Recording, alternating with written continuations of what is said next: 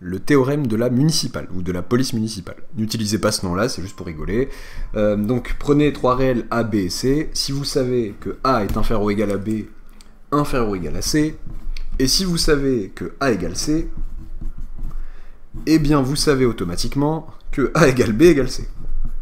Ça peut paraître évident, ça l'est.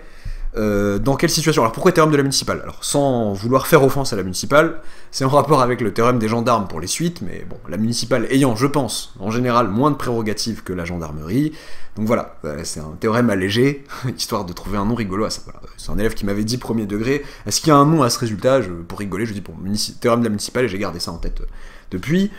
Et oui, c'est aussi en écho à l'expression d'un prof d'un de mes élèves qui parlait de théorème du GIGN pour établir le fait que des suites étaient équivalentes.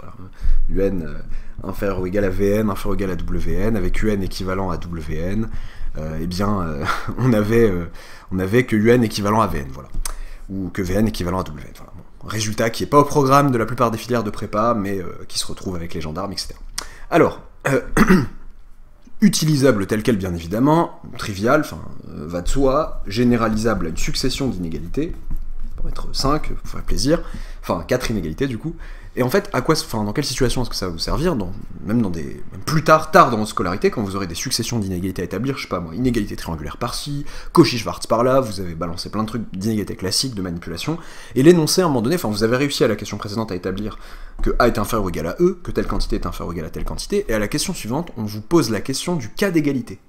Que dire lorsque A égale E? Eh bien vous allez pouvoir dire du coup A égale B égale C égale D égale E, et en fait vous allez pouvoir vous poser la question de ce qui se passe quand ça égale ça, ou ça égale ça, enfin vous allez vous concentrer sur quelle, au pluriel ou pas, et égalité peuvent vous donner des informations, parce que vous allez apprendre le cas d'égalité de certaines inégalités classiques.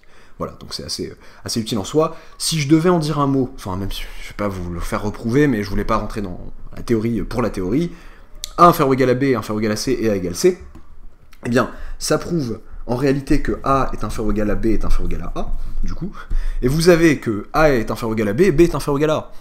Par antisymétrie de la relation inférieur ou égale, voilà, je m'en veux déjà d'en avoir parlé, CF la première vidéo, eh bien A égale B, voilà. Donc A égale B, et pareil, A égale B, du coup comme A égale C, bah B égale C, enfin, c'est bon. Je pense qu'on en a assez dit comme ça.